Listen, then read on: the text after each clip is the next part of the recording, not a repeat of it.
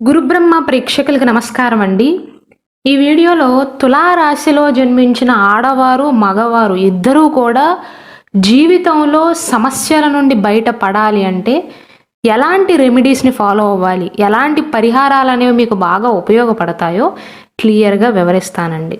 శ్రీ దుర్గాదేవి జ్యోతిష్యాలయం. మీరు ఇప్పుడు వరకు ఎక్కడెక్కడో జ్యోతిష్యం చెప్పించుకుని నిరాశ చెంది ఉన్నారా? అయితే ఒక్కసారి గురువు గారికి ఫోన్ కాల్ చేసి చూడండి. ప్రేమ, పెళ్లి, ఉద్యోగం, రాజకీయం, విదేశీ ప్రయాణం, ధనం నిలకడగా లేకపోవటం, భార్యాభర్తల మధ్య గొడవలు, ఆస్తి తగాదాలు, అప్పుల బాధలు, స్త్రీ పురుషుల ఎలాంటి గుప్త సమస్యలకైనా ఎటువంటి సమస్యలకైనా ఒక్క రోజులోనే పరిష్కారం చూపుతారు. వీరు ఫోన్ నంబర్ 9542637206. ఇంట్రెస్ట్ ఉన్న వాళ్ళు ఎవరైనా ఏ టైంలోనైనా వీరు కాల్ చేయవచ్చు. ముఖ్యంగా ఈ తులారాశి వారు శుక్రవారం నాడు లక్ష్మీదేవి ఆరాధన చెయ్యాలండి.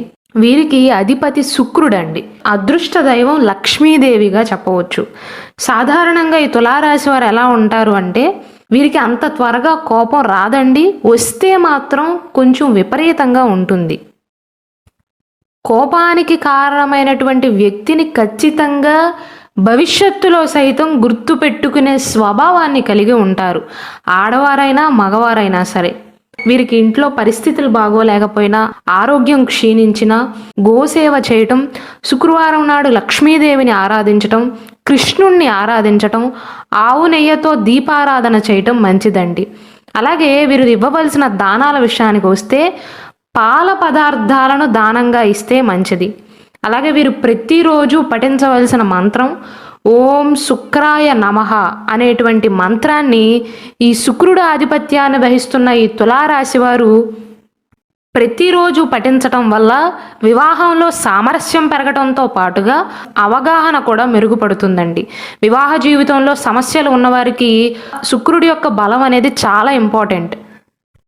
ఈ మంత్రాన్ని ప్రతిరోజు ఉదయం కానీ సాయంత్రం కానీ జపించటం మంచిదండి. అలాగే వీరు ధరించవలసిన రత్నం విషయానికి వస్తే తులారాశిలో జన్మించిన వారు ఏ నక్షత్ర జాతకులైనా సరే వజ్రం కానీ లేదా ఓపల్ అని ఉంటుందండి. తెల్లగా ఉంటుంది. అది కూడా శుక్రుడికి సంబంధించినటువంటి జాతక రత్నం. దానిని కనుక ధరించినట్లయితే వివాహానికి సంబంధించి ఎటువంటి సమస్యలున్నా క్రమక్రమంగా వారి పరిస్థితులు అనేవి మెరుగుపడతాయి. వివాహం కాని వారికి సైతం ఈ జాతక రత్నం ఓపాల్ అనేటువంటి జెమ్ స్టోన్ అనేది వీరికి బాగా ఉపయోగపడుతుంది. శుక్రుని యొక్క బలం అనేది పెంచుతుందండి. అలాగే కొంతమంది తులారాశి వారికి వివాహ విషయంలో ఆటంకాలు ఎదురవుతూ ఉంటాయి. వారి పర్సనల్ లగ్న కుండలిలో కనుక శుక్రుడు బలహీనంగా ఉన్నట్లయితే ఇటువంటి అడ్డంకులు అనేవి ఎదురవుతాయి. కావున అటువంటి వారు తీసుకోవాల్సిన జాగ్రత్తల విషయానికి వస్తే వారు ఎక్కడైతే నిద్రిస్తారో పడక గది ఉంటుందో పసుపు లేదా ఆకుపచ్చ రంగు వస్తువులను తగ్గించాలండి. ఈ రెండు కలర్లో ఉన్న వస్తువులను ఎంత తక్కువ వాడితే అంత మంచిది వారి బెడ్రూమ్లో. అలాగే పారే నదిలో తెల్లటి పువ్వులను వేయాలి. దానివల్ల శుక్రునికి సంబంధించినటువంటి దుష్ప్రభావాలు అనేవి తగ్గుతాయి. వారి పర్సనల్ జాతకంలో కనుక శుక్రుడు బలహీనంగా ఉన్నట్లయితే ఈ తులారాశి వారు ముఖ్యమైనటువంటి జాగ్రత్త తీసుకోవాల్సింది ఉతకకుండా ఏ వస్త్రాన్ని కూడా ఉపయోగించకూడదు. కొంతమంది ఈరోజు ఒక గంట వేసుకుని విప్పేసి మళ్ళీ రేపు అదే వస్త్రాన్ని ధరిస్తారు. అలా ఎప్పుడూ చేయకూడదండి. ముఖ్యంగా శుక్రుడు బలహీనంగా ఉన్నవారు ఉతకని వస్త్రాన్ని ధరించటం వల్ల ప్రతికూలమైనటువంటి ఫలితాలు అనేవి ఎదురవుతాయి. శుభ్రమైనటువంటి వస్త్రాన్ని ధరించండి. అలానే వీలైతే శుక్రవారం నాడు సాయంత్ర సమయంలో కర్పూర దీపాన్ని వెలిగించే ప్రయత్నం చేయండి. కొంతమంది తులారాశిలో జన్మించిన విద్యార్థులు చదువుపైన ఆసక్తిని కనబరచరు. అలాంటి వారు వారి స్టడీ టేబుల్ అనేది ఎక్కడైతే ఉంటుందో మీ ఇంటి పశ్చిమ దిశలో ఉండేలాగా అరేంజ్ చేసుకోండి. వీరికి అదృష్ట రంగు నీలము, నలుపు. అలాగే అదృష్ట సంఖ్య 6 అండి. అదృష్ట వారము శనివారము, శుక్రవారము. ఈ తులారాశిలో చిత్తా నక్షత్రంలోని 3-4 పాదాలు, స్వాతి నక్షత్రంలోని అన్ని పాదాలు, విశాఖ నక్షత్రంలోని మొదటి 3 పాదాలన్నీ కూడా తులారాశికి చెందుతాయండి. ఒకవేళ మీకు జన్మ నక్షత్రం తెలిస్తే నక్షత్రానికి సంబంధించినటువంటి జెమ్ స్టోన్ని ధరించవచ్చు. అలాగే లగ్న కుండలి పరిశీలన తర్వాత ఒకవేళ మీకు జన్మ నక్షత్రం తెలియకపోతే శుక్రునికి సంబంధించినటువంటి రత్నం ఏదైతే ఉందో వజ్రం కానీ లేదా ఓపల్ అని ఉంటుందండి, ఓపిఏఎల్, ఈ జెమ్ స్టోన్ని ధరిస్తే మీ జాతకంలో శుక్రుడు బలం అవుతాడు. చిత్తా నక్షత్రంలో ఎవరైతే జన్మించారో వారు ఎర్రటి పగడాన్ని ధరించటం మంచిది.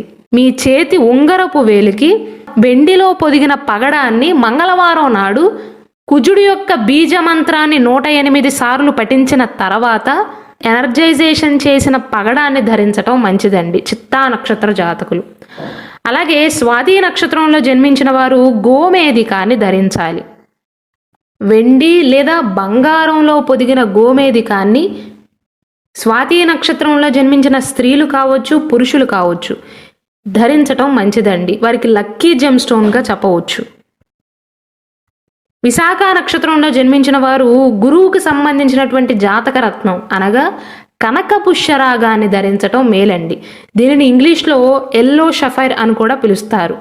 ఈ జాతక రత్నాలు ధరించటం వల్ల ఉపయోగం ఏంటి, ఏ రోజున, ఏ సమయాన, ఏ వేలికి, ఏ చేతికి ధరించాలి, ఎటువంటి మంత్రాన్ని పఠించాలి అని నేను ఆల్రెడీ సపరేట్ వీడియో చేశానండి.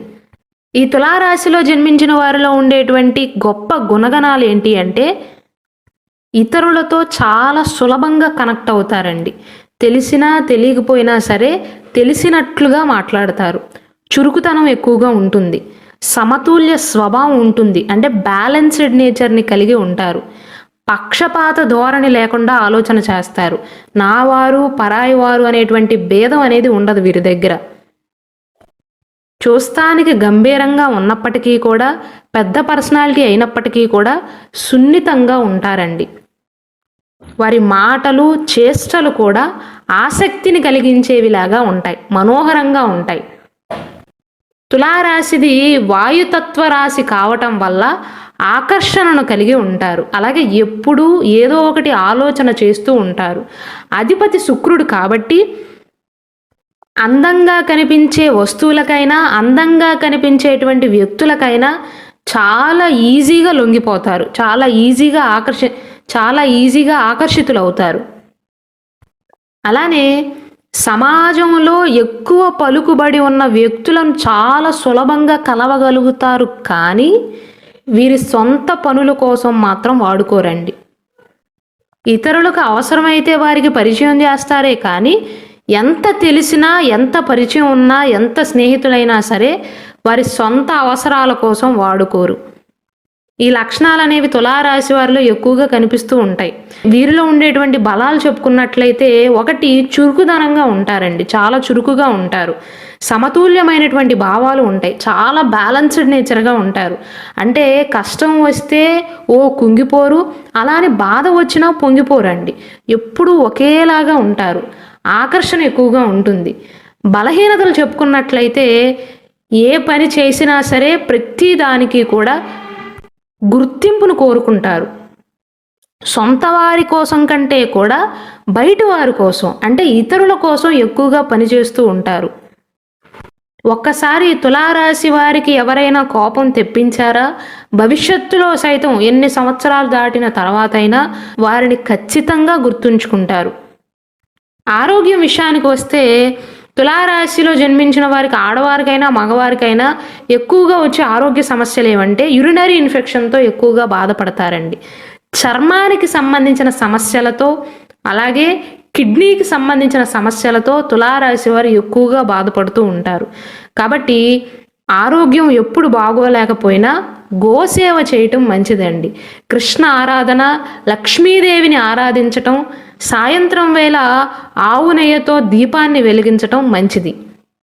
అలాగే దానాల విషయానికి వస్తే పాల పదార్థాలను దానంగా ఇవ్వటం, అలానే జీవితంలో కష్టాల నుండి బయటపడటానికి, ఎలాంటి ఒడిదుడుకులు వచ్చినా సరే దాటివేయటానికి మీ జాతకానికి సంబంధించినటువంటి జాతక రత్నాన్ని ధరించండి. తక్కువకే వస్తున్నాయి కదా అని దేనిని పడితే దానిని ధరించవద్దు. సర్టిఫైడ్ జెమ్ స్టోన్స్ని మాత్రమే ధరించండి. అది న్యాచురల్ అని తెలుసుకున్న తర్వాత మాత్రమే ధరించండి.